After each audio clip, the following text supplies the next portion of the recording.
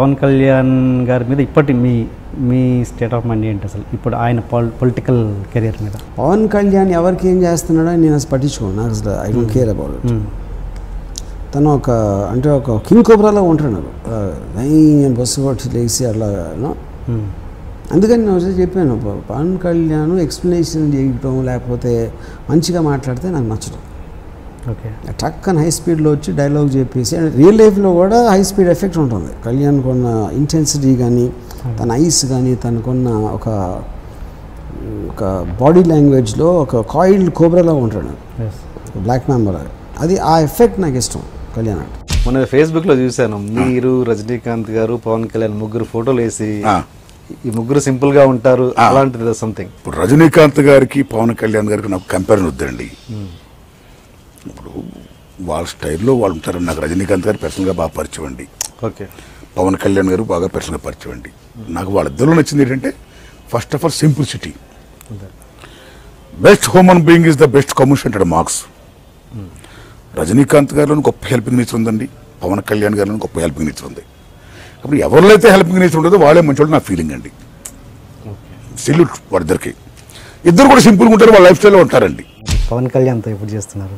Huge star, ఆయన దగ్గర కథ రాయాలి, ఎక్స్పెక్టేషన్స్ ఎలా ఉంటాయో నాకు తెలుసు.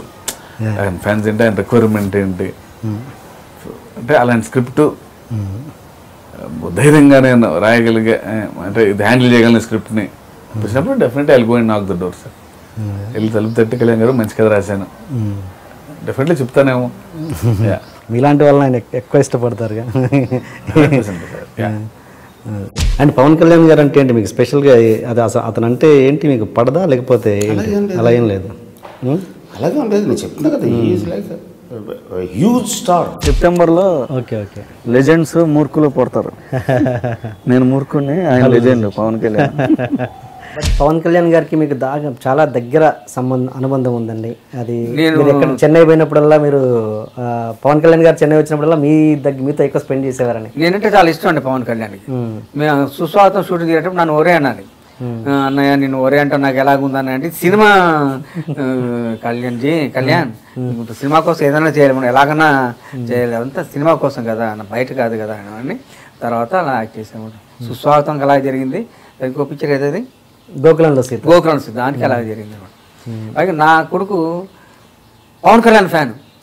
మొన్న బారునేని గారు షూటింగ్ వెళ్ళేటప్పుడు, వైజాగ్ మీద వెళ్ళేటప్పుడు ఎయిర్పోర్ట్లో కలిశాడు ఆయన పవన్ కళ్యాణ్. ఏంటంటే నేను షూటింగ్ చేస్తాను మళ్ళీ షూటింగ్ చేస్తాను అన్నయ్య, చాలా సంతోషం, ఏ సినిమా అని అడిగితే ఇట్లా వాడు నేను కాదని ఇలా జరుగుతుంది షూటింగ్ అంటే చాలా హ్యాపీ ఫీల్ అయ్యాడు అనమాట. మా అబ్బాయి అప్పుడే టికెట్ లోపలికి వెళ్ళాడు, పవన్ కళ్యాణ్ బాంబేలో ఏదో షూటింగ్ అర్జెంట్గా వెళ్ళాలని చెప్పి వైజాగ్ వెళ్ళిపోయాడు అనమాట. వాడేది మా వాడైతే, అయ్యో డాడీ నేను చూస్తాను కదా అంటే, ఒకసారి ఇంటికి వెళ్తాం లేరా తీసుకెళ్తారని చెప్పాను. అతనంటే నాకు అంత ఇష్టం, ఇంట్లో అందరికి ఇష్టం. ఇప్పుడున్న స్టార్స్లలో ఎవరు నచ్చే హీరో? పవన్ కళ్యాణ్ గారిది అత్తారింటికి దారేది క్లైమాక్స్ సీన్ చూసి నేను నిజంగా నచ్చింది నాకు. దీనికి ఏమంటారు, ఆ సీన్ నాకు నచ్చింది పర్టికులర్గా. పవన్ కళ్యాణ్ గురించి చెప్పాలంటే, నేను ఇండస్ట్రీలో ఉన్నప్పుడు స్టార్టింగ్ ఆయన ఇంకా హీరో అవ్వలేదు, అప్పుడు ఒకసారి కలిశాను. ఆయన గుర్తుందో లేదో నాకైతే గుర్తుంది. అది చిరంజీవి గారి ఇంటికి వెళ్ళాము, న్యూ ఇయర్ అనమాట. స్వీట్ బాక్స్ తీసుకొని ఇంటికి వెళ్ళాను. ఆయన టెంపుల్కి వెళ్ళారు, మిస్సెస్ ఆయన ఇద్దరు టెంపుల్కి వెళ్ళారు. సరే ఇచ్చేసి వెళ్ళిపోదామా ఏంటి అన్నప్పుడు కళ్యాణ్ ఎంటర్ అయ్యారు. వచ్చేసి రండి కూర్చోండి, చాలా హంబల్గా మాట్లాడారండి. కూర్చోండి, అది ఇది కాఫీ ఏదో చెప్పారు, తాగాను, ఏ మూవీస్ ఏదో అలా మాట్లాడుతూ ఉన్నాము. సరే టైం అవుతుంది, ఇంకా బాగోదే మనసేపు ఏం కూర్చుంటాం, వెళ్ళిపోదాము. ఎవరింటికి వెళ్ళాను జనరల్లీ, ఆ రోజే వెళ్ళాను. వెళ్ళిపోదామంటే లేదు వచ్చేస్తారు అన్నయ్య గారు కూర్చోండి అని, చాలా ఇంత ఒక రెస్పెక్ట్ అది చూసి నాకు బాగా గుర్తుండిపోయింది అది. అప్పుడు ఇంకా ఆయన హీరో కూడా అవ్వలేదు. పవన్ కళ్యాణ్తో రామోజీ ఫిల్మ్ సిటీలో సంఘటన జరిగింది. ఏంటంటే అప్పుడే 4 శివుడు కలిసి సీడీ అవుతాయి. ఊరికే నా ఉత్సాహం కొద్ది ఏమిటంటే వాళ్ళ అసిస్టెంట్ పిలిచి, ఇది సార్ ఉన్నారా క్యారవాన్లో అంటే, ఉన్నాడు సార్, ఒక్క నిమిషం నేను వస్తానని చెప్పవా, I want to give him CD. రమ్మన్నాడు. రచయితగా గౌరవిస్తారుగా తీసుకెళ్ళి ఇచ్చాను. ఏంటంటే ఇట్లా అంటే, ఓకే సార్ థ్యాంక్ యూ నేను వింటాను అన్నాడు. నెక్స్ట్ డే మళ్ళీ లొకేషన్కి వెళ్ళా. అసిస్టెంట్ వచ్చాడు, సార్ మిమ్మల్ని సార్ పిలుస్తున్నాడు. వెళ్ళా, వెళ్తే లేచి నిలబడి ఇలా అన్నాడు, హగ్ చేసుకో. నేను పెద్ద భక్తుడిని ఏం కాదు, కానీ మీ నైటు వెళ్ళగానే పెట్టుకున్నాను. మనసంతా ఒక విధమైన ఒక డెవోషన్ లాగా ఏదో భావం చెప్పలేను. ఇవాళ సినిమా అసలు షూటింగ్ రాకూడదు అనిపించింది నాకు. ఒక విధమైన ఇంకో దానిలోకి వెళ్ళిపోయాను, ట్రాన్స్లోకి. నేను మళ్ళీ రియలైజ్ అయ్యి నేను రాకపోతే క్యారవాన్ జనం అనవసరంగా ఎందుకని వచ్చాను. నాకు చాలా నచ్చింది. నేను ఎప్పుడైనా ఒక శివభక్తుడి క్యారెక్టర్ వేషం వేయాలన్న కోరిక ఉంది. 9 సినిమాల తర్వాత 9 సినిమాలు ఫ్లాప్ అన్నారు. 9 సంవత్సరాలు 9 సంవత్సరాల్లో భరించడానికి ఇతనే బంధువేం కాదు వీళ్ళందరికీ.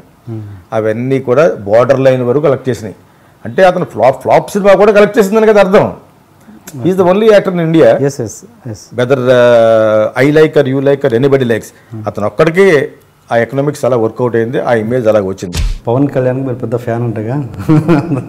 నేనండి చాలా మంది ఫ్యాన్స్.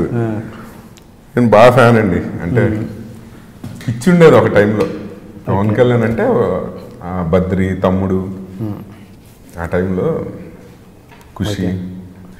అంతెందుకు ఖుషి సినిమా వచ్చినప్పుడు అందులో ఆయనకు ఒక కారు ఉంటుంది, రెడ్ కలర్ మ్యాటిస్ కార్. అదే టైంలో మా డాడీ ఎప్పటి నుంచో కారు కావాలి, నాకు కారు కావాలంటే సరే కొనుక్కోరా, ఏ కారు కావాలి కొనుక్కో అంటే టక్కు నేను ఫస్ట్ రెడ్ మ్యాటిస్ అని అది కొనేసాను. ఓకే. ఎందుకు ఈ కారు ఎందుకు కొనుక్కుంటాడు మా ఆయనకి అర్థం కాలేదు ఎప్పటిదాకా. ఆయన ఏంటంటే మా హీరో అదే ఆ కారు వేరు, ఈ కారు వేరు కదా, అంటే కలర్ ఒకటే మోడల్ ఒకటే కదా, అక్కడితో సంతృప్తి పడదాం. అయితే మొన్న అత్తారింటి దారి వస్తే ఏంట్రా కొంటావు మరి డాడీ, అందులో అన్ని బెంచ్లే కదా బాబు, దండ పెడతా, అప్పుడు వేరు ఇప్పుడు వేరు. అప్పుడు కొనిచ్చా కాబట్టి కొన్నాం, ఇప్పుడు నేను కొనుక్కోవాలి కదా, నా వల్ల కాదు. ఇప్పుడు అలా చూద్దాం, బాగానే ఉంది. చెప్పారు ఆయనకి? మా అమ్మ అడుగుతుంటుంది, చెప్పేవానికి ఆయన అంటే పిచ్చి అని చెప్పేవాడిని. చెప్పలేదమ్మా. అట్లా ఉండేది. అంటే పవన్ కళ్యాణ్ అంటే బాగా ఇష్టం. మీరు అంత బీభత్సమైన ఫ్యాన్ కదా పవన్ కళ్యాణ్ గారికి. ఫస్ట్ మీటింగ్లో ఆయన చూసినప్పుడు మీ ఎక్స్ప్రెషన్ ఏంటి? మీ ఫస్ట్ అంటే నాకు గోపాల షూటింగ్కి డాలీ డైరెక్టర్ కదా, దానికి వెళ్ళాం అనమాట. వెళ్ళినప్పుడు ఆయన దూరం నుంచి చూడటమే చిన్న భయం, ఏదో తెలియదు అంట, చల్లబడిపోయి ఒళ్ళంతా ఇట్లా నుంచుని ఎలా చూస్తా చీకట్లో ఆయన మీద ఇట్లా స్పాట్ లైట్ వేసి వెనక షాట్ ఇలా కిచెన్ తిప్పుతున్నాను. నాకు గుర్తుంది ఆ షాట్. పైన హైట్ మీద ఉన్నాడు ఆయన, దిగుతాడేమో చూద్దాం అంటే టక్కున ఇలా దిగి ఒక రాకెట్ లాగా వెళ్ళిపోయాడు ఆయన. చుట్టూ బౌన్సర్లు ఉన్నారు, 4-5 వైట్ డ్రెస్ వేసుకుని వెళ్తూ వెళ్ళిపోయాడు. నాకు ఫేస్ కూడా కనపడలేదు. డాలి దగ్గర మామ మిలానా అంటే ఫోటోషూట్ కరింగే టెన్షన్ పడలే. మావాడంతా హిందీ అనమాట. ఫోటోషూట్ కరింగే టెన్షన్ పడలే. సరే ఓకే, ఫోటోషూట్ అంటే ఆయన రేపు షూట్ అన్నారు. వెళ్తే మళ్ళీ ఆయన మూడు లేదు, ఎల్లుండి చేద్దాం అన్నారు. మళ్ళీ నెక్స్ట్ డే ఆ రోజు పాప ఆయన ఒంట్లో బాగా తర్వాత చేద్దాం. అట్లా 3 సార్లు మిస్ అయిపోయింది. అంతే, మళ్ళీ కలవాలి అనుకున్నాక ఆ సినిమా చేసాము. డిజైన్లు డాలీలు చూపించుకున్నాడు, అంతా అయిపోయింది. అప్పుడు డిజైన్ చూపించడానికి ఒకసారి ఆయన ఆఫీస్కి రమ్మన్నారు. ఆఫీస్కి వెళ్తే అప్పుడు కలవడం, అప్పుడు మాట్లాడారు డైరెక్ట్. ఇంకా చాలా బాగున్నాయండి డిజైన్స్, చూసి చాలా బాగున్నాయి, చాలా బాగా చేశారు అని చేయగలిగితే జీవితం అది చెప్పలేదండి. ఆ ఫీలింగ్ ఇలా పట్టుకుని మళ్ళీ కాలేజీకి వెళ్ళిపోయినట్టు అనిపించింది నాకు. మళ్ళీ ఇంకోటి ఏంటంటే అది అయిపోయింది ఆ సినిమా. అప్పుడు ఒకసారి కలిసాం అంతే, లిటరలీ ఒకేసారి మాట్లాడింది.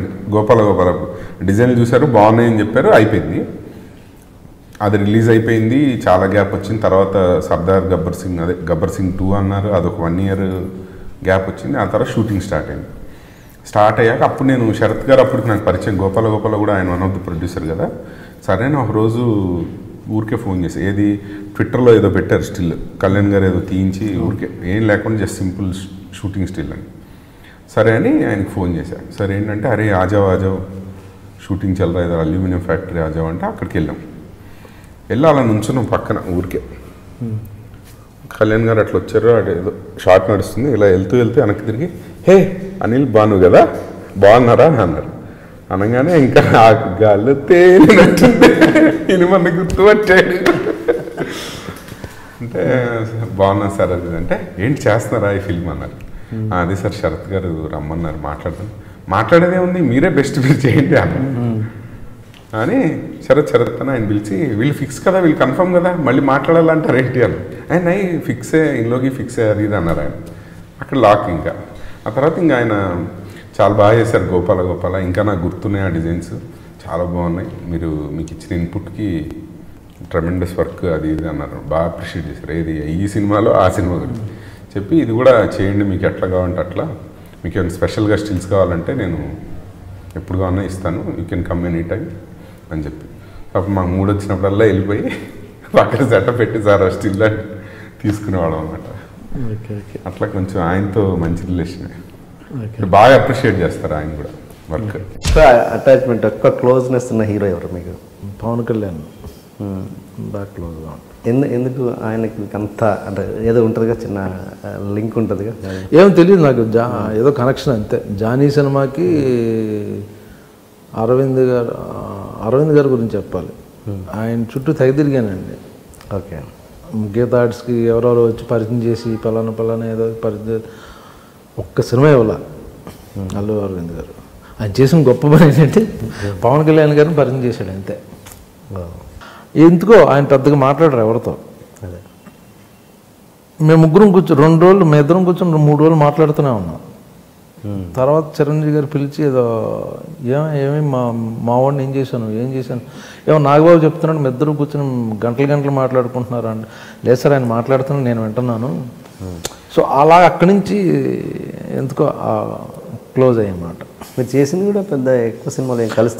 తర్వాత దాని తర్వాత నేను పెద్ద కలవలేదని, అన్నవరం సినిమాకి ఆయనే పిలిచి పలానా క్యారెక్టర్ చేస్తున్నావు అని ఒక సీడీ ఇచ్చా, తమిళ సినిమా అన్నారు. అక్కడి నుంచి మా సినిమాలు చేయకపోయినా ఎక్కువ పర్సనల్గా ఎక్కువ కలవడం జరుగుతూ ఉంటుంది. ఆయన పర్సనల్గా అన్ని డిస్కస్ చేసుకుంటారా? అంటే మా పొలిటికల్గా కావచ్చు, లేదా సినిమా పరంగా? పొలిటికల్ లేదు. ఆయన సినిమా వేరు, పొలిటికల్ వేరు. పొలిటికల్కి సంబంధించిన వాళ్ళతోనే పాలిటిక్స్ మాట్లాడతారు. సినిమా ఆర్టిస్టులతో పాలిటిక్స్ ఎప్పుడు మాట్లాడరు. ఓకే.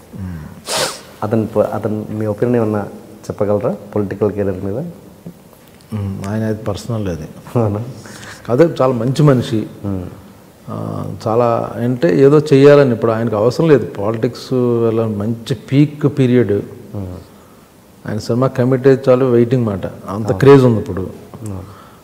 అది కూడా వదిలేసి పాలిటిక్స్లోకి వస్తున్నారు అంటే జెన్యూన్, ఏదో చేయాలి సొసైటీకి అనేది స్ట్రాంగ్గా ఉంది ఆయనకి. అది ఇప్పుడు జనరల్ కెరీర్ అయిపోతున్న టైంలో రిటైర్మెంట్లో ఏం చేద్దాం, పాలిటిక్స్లోకి వెళ్దాం, ఒక అంబిషన్ కదా, బాగుంటుంది కదా అనుకునే వేరు. బట్ ఇట్స్ పీక్ పీరియడ్ ఆయన ఇప్పుడు యాజ్ ఎ హీరోగా. బట్ ఆయన వెళ్తున్నారంటే it's great good thing actually. ఈ రోజుల్లో పవన్ కళ్యాణ్ గారి పేరు వాడుకుంటే ఆ ఫ్యాన్స్ అందరూ మా సినిమాలు చూస్తారన్నది ఒకటి మొదలైంది. అలా కాదు, కానీ నాకు పవన్ కళ్యాణ్ గారి డైరెక్షన్ లో చేయాలని ఉంది. Not with him as an artist. నేను పక్కన నిలబడను, తేలిపోతాను. నేను ఆయన చరిష్మా ముందు నేను తేలిపోతా.